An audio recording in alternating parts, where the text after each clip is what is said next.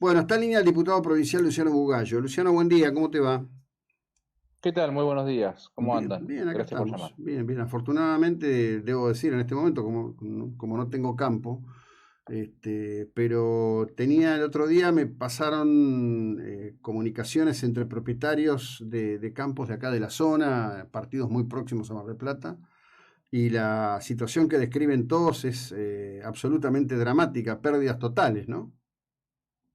Mirá, la verdad que es tristísimo. Yo estuve el fin de semana pasado visitando a mi familia ahí en Ascensión, que es donde soy yo, que es, digamos, para el noroeste de Buenos Aires, a 50 kilómetros de Junín, 60 de Pergamino, 40 de Rojas, que es la zona núcleo productiva, digamos, donde está la mejor tierra del país, donde nunca climáticamente siempre estás en, digamos, como en el centro, digamos, nunca tenés sequía, nunca tenés inundación, nunca tenés problema de frío, nunca tenés problema de exceso de calor, y la verdad que el panorama fue tristísimo.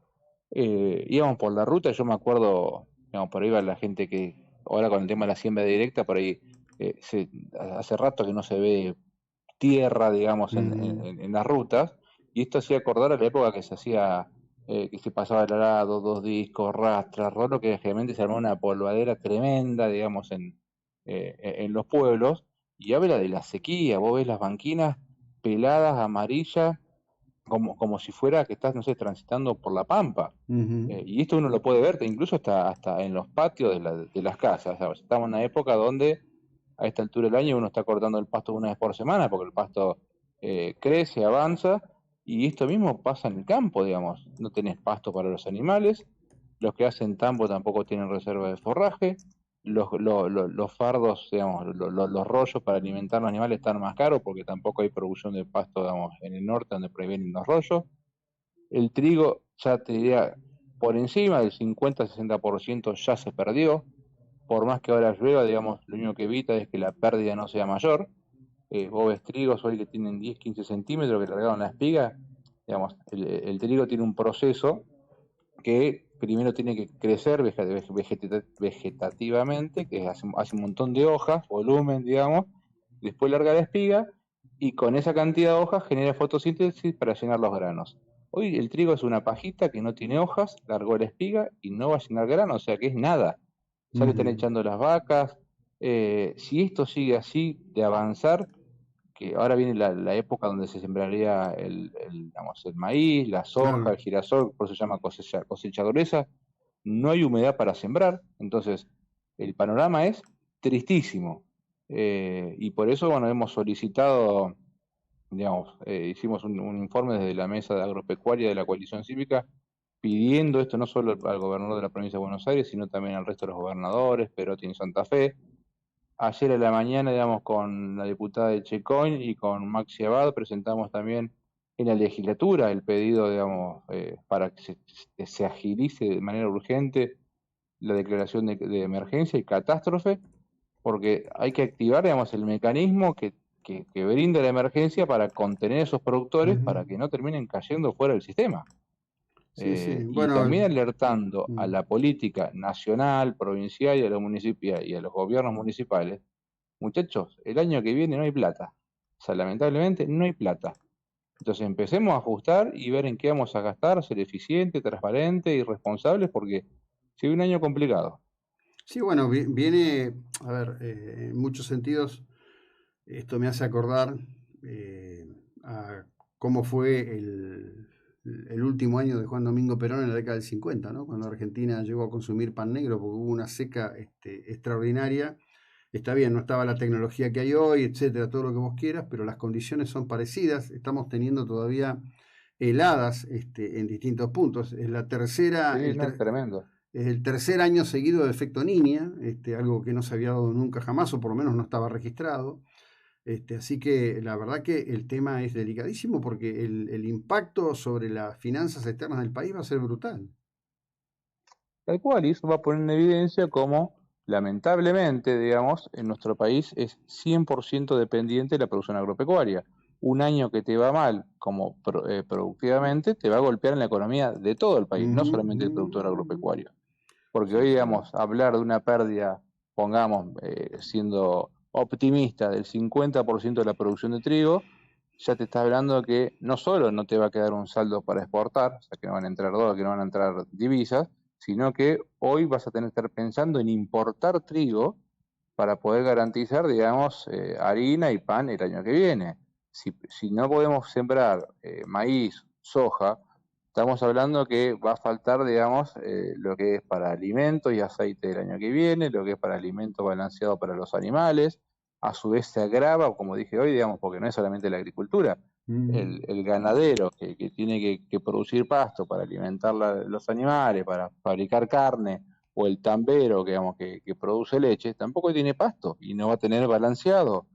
Entonces, por eso, digamos, es este pedido, y encima en un contexto donde, porque a veces el productor a veces se enoja cuando uno plantea la emergencia, porque dice, siente como que está mangueándole el Estado, siente como que uno tuviese que arrodillarse a pedirle, cuando en realidad hoy el Estado le está quitando al productor agropecuario, sobre todo el agrícola, hasta el 70% en bruto de lo que produce, sin arriesgar absolutamente nada al Estado.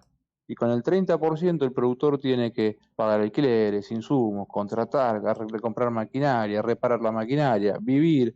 Entonces, tras que encima le estás expoliando el 70% en bruto de lo que produce, se lo lleva el Estado sin nada, sin agregar nada. Con el 30%, hoy ese tipo que perdió el 50% quedó en la lona.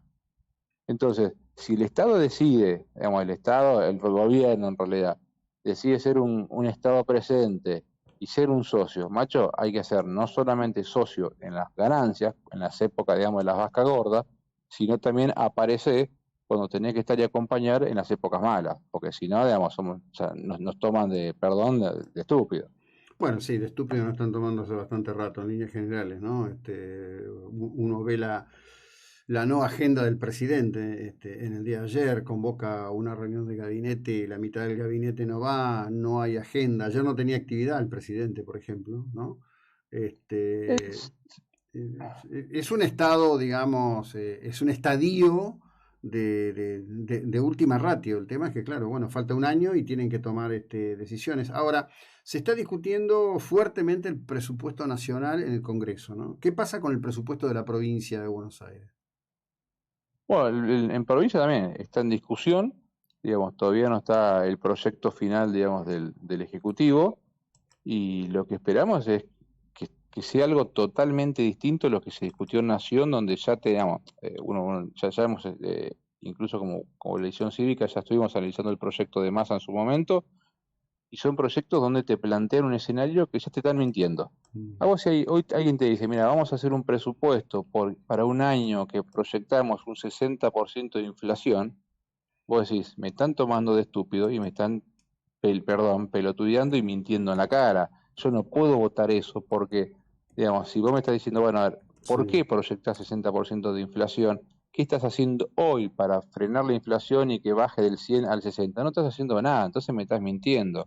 Me estás mandando un presupuesto mentiroso donde vos me decís cómo vas a gastar, digamos, en esa proyección, pero en realidad estás por la mitad de lo que se va a proyectar para el año que viene. Entonces, te quedás casi con la mitad del presupuesto y no está presupuestado para hacer lo que se te antoje y lo que quieras. Y vuelvo a repetir, en un contexto donde ya venimos en una crisis económica tremenda, pero va a estar muy complicado. Entonces, es ahí donde tenemos que, digamos, lamentablemente lo digo, ¿no? Pero es donde tenemos que replantearnos y aprovechar, digamos, estos contextos desfavorables que nos pone, digamos, el clima en este caso, para pensar en realidad qué Estado nacional queremos y, bueno, en el caso nuestro, qué Estado provincial queremos. Yo pregunto abiertamente a los oyentes, ¿necesitamos un Ministerio de la Mujer? ¿Necesitamos un INADI? ¿Necesitamos el Ministerio de Derechos Humanos? O de última, con una secretaría nos conformamos. ¿Necesitamos, digamos, tener superestructura? Y esto estamos hablando a nivel nacional, municipal, Sí, sí, provincial. sí, claro. Digamos, hay municipios que tienen la Secretaría de Derechos Humanos, que ¿para qué necesitas en un municipio? Si no vas a resolver absolutamente nada. ¿De qué le sirvió, no sé, en pandemia a los formoseños o a los de Santiago del Estero tener el Ministerio de Derechos Humanos si los tipos estaban encerrados en su propia provincia y no podían hacer absolutamente nada? Entonces dejémonos de joder. Digamos, tenemos que pensar eso, digamos, en estos momentos donde tenemos que ajustarnos, repensar realmente, bueno, esto como la economía de un hogar.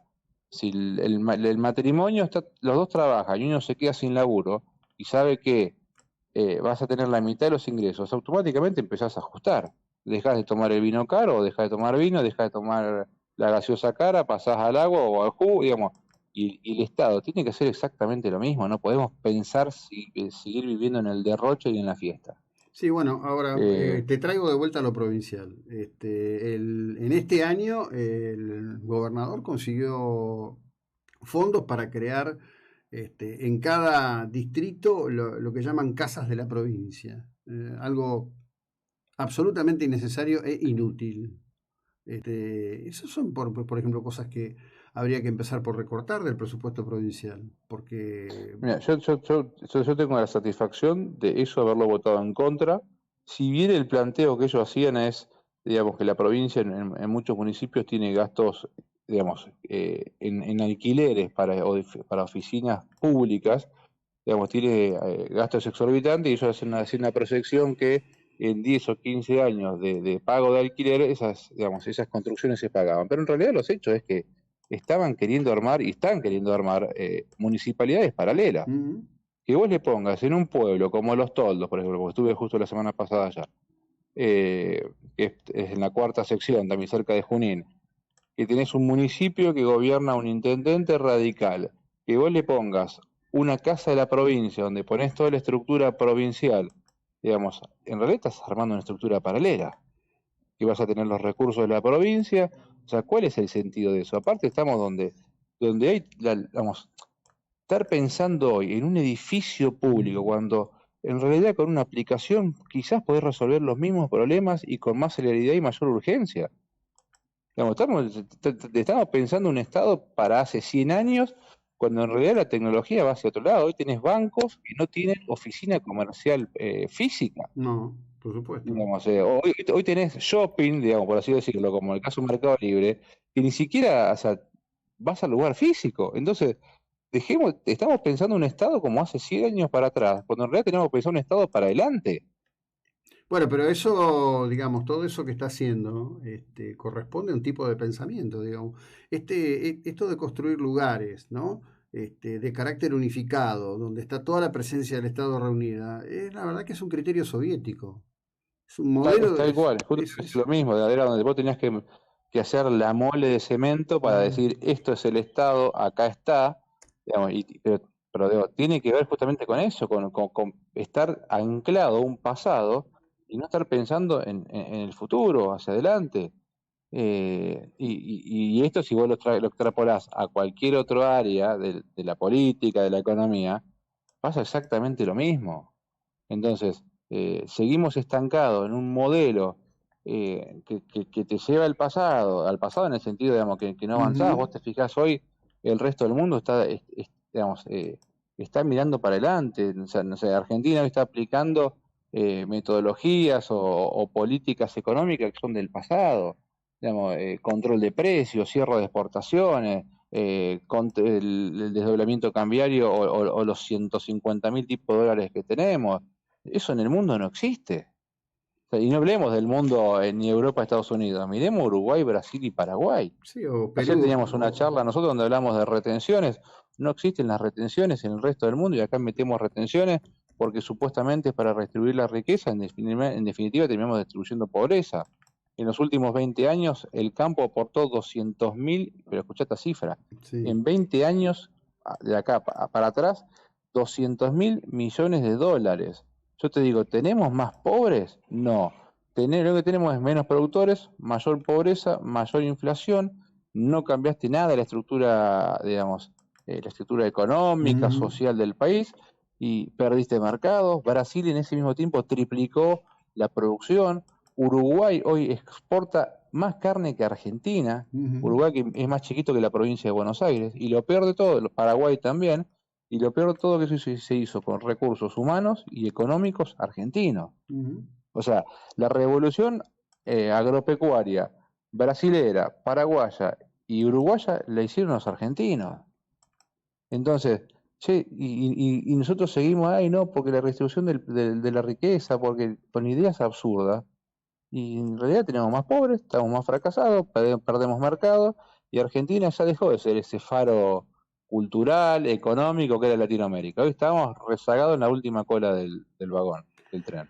En fin, no es nada sencillo plantear todo esto, pero como dice el soneto de Serrat, no es triste la verdad, pero en este caso 2023 es nuestra oportunidad de que tenga remedio. Espero que tengamos la inteligencia de hacerlo. Te agradezco muchísimo, Luciano. Gracias, buena No, a jornada, muy amable. ustedes y un abrazo enorme y un saludo a todos a Mar del Plata que voy a andar por allá el fin de semana. Bueno, genial, genial. Dale, gracias. Por favor, Hasta abrazo. luego. Bueno, el diputado provincial Luciano Bugallo, hablamos de este bravísimo escenario, bravísimo escenario.